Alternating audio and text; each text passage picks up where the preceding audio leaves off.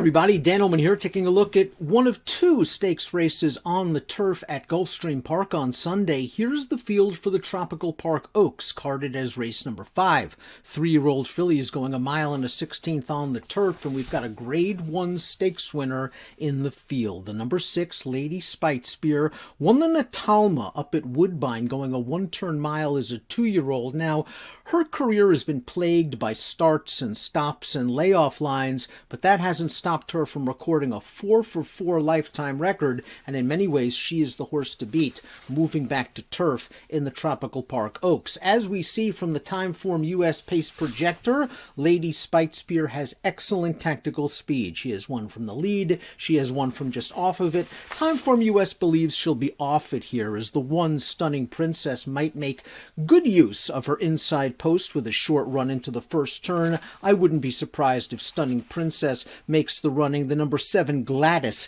has a little bit of early speed as well, but I do think Timeform US has it right. Perhaps the 2, Mademoiselle Nova, can get close to the pace, but I expect Stunning Princess to make the running, and Stunning Princess, it appears, is finding herself for trainer Danny Gargan. She's won 2 of her last 3 starts, including this race on December the 3rd at Gulfstream. Keep in mind, this is her first race since April, and she sat just off the pace, finished strongly. I know it's only a non-winners of one other then, and she was beaten by Lady Speightstown in the Natalma in 2020, but Stunning Princess just looks like she is matured as she nears the end of her 3-year-old campaign, and her tactical speed puts her in very good stead. She has pedigree as well. She's by Cairo Prince and is a half-sister to Summer to Remember, who's graded placed on the turf and was 3rd in the Tropical Park Derby a couple of years ago. The 2 is Mademoiselle Nova. We'll take a look at her most recent race, and this is a race off a little bit of a layoff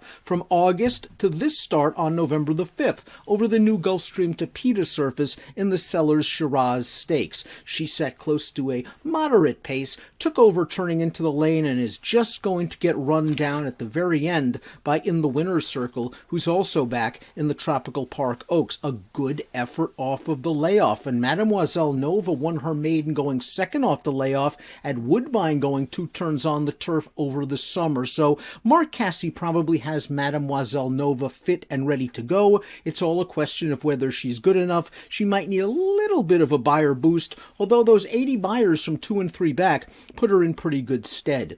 The 3, Breaker of Chains, needs some pace. She does not have a lot of early speed. She started her career in Ireland, and many European horses just don't break well from the gate when they get to the States. Well, it didn't stop her in her North American debut at Kentucky Downs. She broke slowly, and then she accelerated past everybody to win as the favorite. She stepped up into the Grade 3 Valley View. She was bet down to 9-2 off of a maiden win, and she was compromised by a lack of pace. She didn't break well as usual. She was last early. It was a race where they ran 1-2 around the track, and the horses that ran 1-2 were pretty good. The runner-up Crazy Beautiful returned to run 3rd in the Grade 3 Comely on dirt with a 91 buyer speed figure. Give Breaker of Chains some pace, she's going to come running. Maybe the same with the 4, Bipartisanship. This is a well-bred, a daughter of Bated Breath, who ended up being Group 3 placed as a maiden over the summer overseas. Now, she's had 3 starts for Graham Motion. She was an impressive maiden winner against a very weak field at Laurel 2 starts back, and in her first race against winners, the Winter Memories, she caught a gate-to-wire winner and a pretty good one in Plum Ali. Maybe she was compromised by the lack of pace in that race. I still think she's getting better with each and every start. I'm just not sure she's as good of a closer as the other horse that began her career in Europe, Breaker of Chains. In the winner's circle is the 5. Let's watch her most recent start, a stakes victory over the Tapeta surface in the Sellers Shiraz Stakes. Coming off of a 2-month layoff, In the winner's circle fell far behind early. She was last after a half mile, but she came with a good determined run to win with a 76 buyer speed speed figure. She is a winner on the turf and is a stakes winner on the turf at Gulfstream West, so she can handle this surface. Luis Saez is a bit of an aggressive jockey, and maybe he can get in the winner's circle just a little bit closer to the pace. Another Cassie-trained runner that can improve second start of the form cycle. Here's Lady Speightstown, 4 for 4 in her career in her most recent start, sprinting in the Bessarabian at Woodbine, going 7/8. Now, she broke sharp in this race. It was down towards the inside, and she was placed in a little bit tight. And Emma Jane Wilson was very grateful that she was aboard a horse with a lot of agility, because she took Lady Speightstown deftly right to the outside. She was able to press the favorite turning into the stretch, and once she made the lead turning for home, it was au revoir. Lady Speightstown galloped out by a pole. She's got a big pedigree. She's trained by a great in Roger Atfield, and she hasn't missed a beat since coming down to South Florida. 4 5-furlong breezes at Payson Park. With her tactical speed, her Beyer speed figure edge, she earned a 95 in her last race. She's simply the horse to beat. She did get a good trip last time out, pushing moderate fractions. The number 7 is Gladys, and you might be familiar with this pedigree. She's by Medaglia d'Oro out of Lotta Kim. That means she's a full sister to the great Rachel Alexandra. Now, Gladys has a long way to go before she even comes close to matching Rachel Alexandra's exploits on the track, but she was going in the right direction. A second-place finish last time out in the Fairgrounds as the favorite. Gladys earned an 83 Beyer in that last race, and that is a solid number. Couple that with her tactical speed, maybe at a price, she can take that step forward and at least get into the number. The 8 is Dream About Me, and there's something about Medaglia d'Oro and these fillies.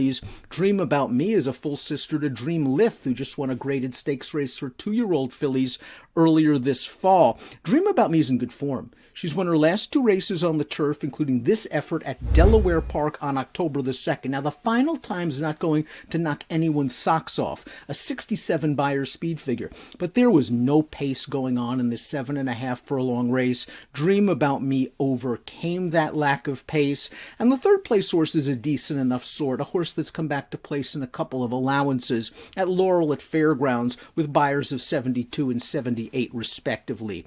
Completing the field is Toby's Heart, and Toby's Heart is a legitimately good horse, maybe the most accomplished horse in this field other than Lady Speightstown. She's won 4 times, she is a multiple stakes winner, but it's worth noting that her 3 stakes wins came sprinting, and I think she might be at her best going slightly shorter distances. In the Valley View last time out, she was the beaten favorite. That was the race where Navratilova and Crazy Beautiful ran 1-2 around the track. Toby's Heart was close to the pace, in with a look turning for home, couldn't sprint home with the 2 leaders.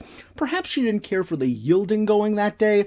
Outside post, little bit of tactical speed forces Javier Castellano to get her into the race.